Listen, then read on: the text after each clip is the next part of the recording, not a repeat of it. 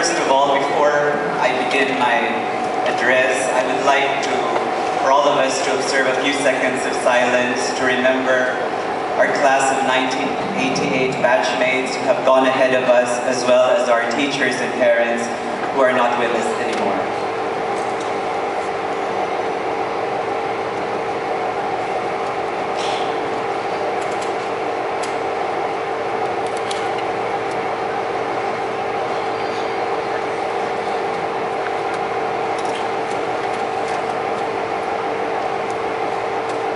Chancellor Rex Victor Cruz, Dean Zita Albacea, Principal Professor Lisa Carrascal, faculty, parents, Golden Jubilarians, my fellow Silver Jubilarians, graduating class of 2013, good afternoon.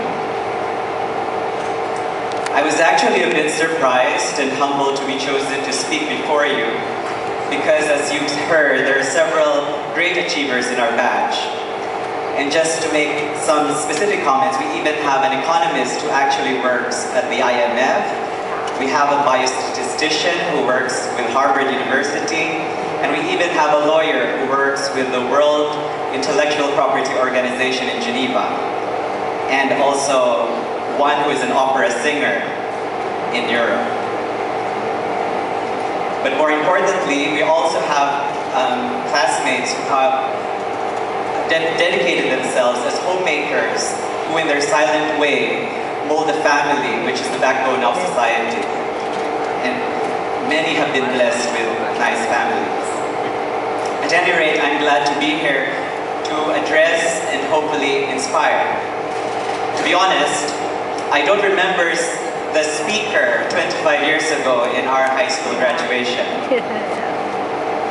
For one thing, I think high school 25 years ago is very much different from high school now. Internet wasn't here, and it wasn't there then, and now you have, technology has really changed the landscape of society and the way we teach and the way we learn. However, with all these changes, I think the challenges remain the same. You would be faced with a lot of challenges as you enter university, and I just hope that you don't feel entitled just because you have been living 4 years of your lives here in the campus, and this kind of enclave environment is so tempting to make you feel too comfortable and maybe make some of your classmates in university feel that you own the place, which certainly I had a little bit of experience. And so please don't be feeling so entitled, and approach university life with humility. I'd like to thank this school, UP Rural High School, for nurturing in me this interest in science, which you have heard basically defined my career up till now. And no doubt it has been the science fairs and the early training in science that I learned in high school that contributed significantly to my eventually studying in Sweden. At 21 years old, I was doing my PhD in the very institution that awards the Nobel Prize in Medicine. In fact, my PhD advisor is the judge of the Nobel Prize in Medicine. My life as a student was never really very challenging, in the sense that when I hear other graduation speeches, some people would talk about different obstacles they had to overcome. In my case, I see the achievements looking back as fulfillment of obligations that one is entrusted with when one has been blessed with much. And I entrust that all, I credit that all to God's grace. And I always remind myself, and I hope all of you also remember, that to whom much is given, much is expected. I thank my batchmates for giving me very nice memories of high school. It was all fun, I felt quite relaxed, and all those achievements, I guess, in the intramurals made sports really fun for me, even though I was not that active in participating in the sports itself. Although, they would be surprised, perhaps, my batchmates, to learn that I even placed third in our department tournament for badminton.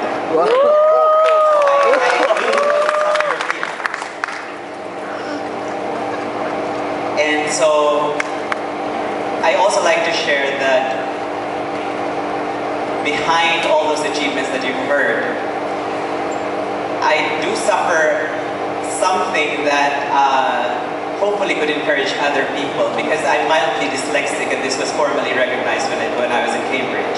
So I don't actually like reading, and I always found it difficult to handle details.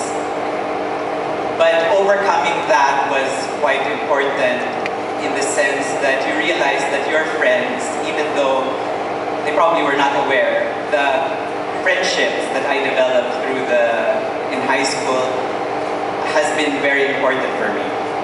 So I thank you, and you contributed a lot to who I have become.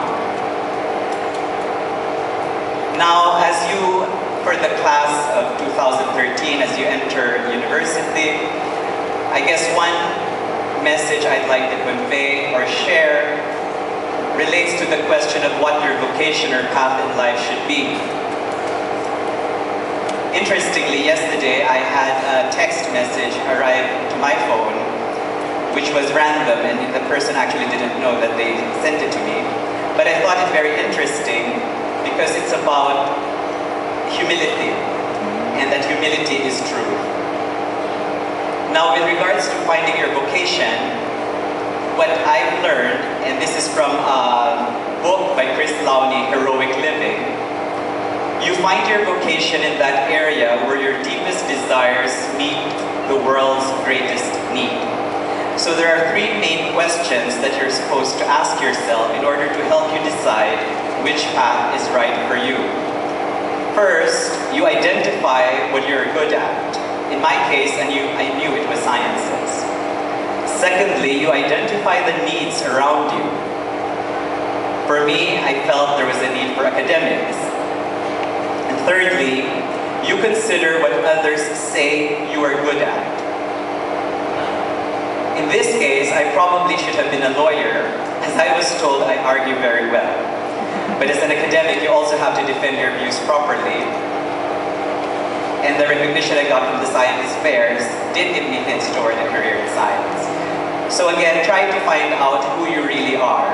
And this leads me to the final message, and that is to live out your own truth. It is said that if your truth is not my truth, then it's just an opinion. We must believe that there is an objective truth.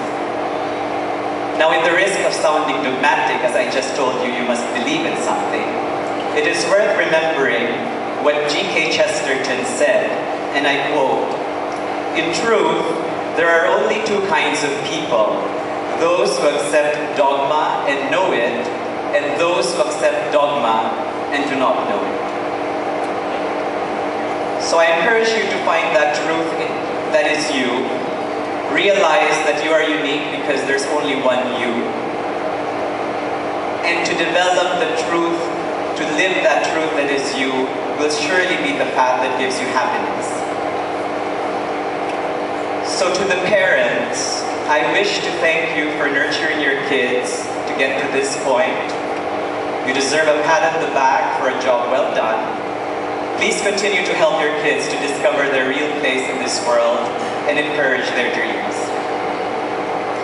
To the teachers, I thank you for sharing your time and support in cultivating skills and discipline into these very talented students.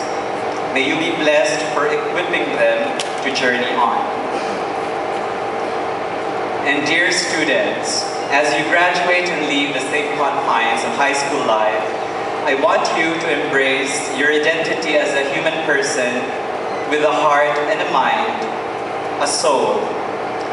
You are unique, and yet you are not separated from everyone else.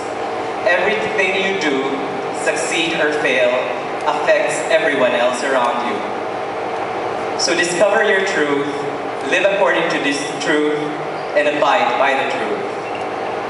So graduating class of 2013, dare to be the you that you are meant to be, guided by truth. Thank you.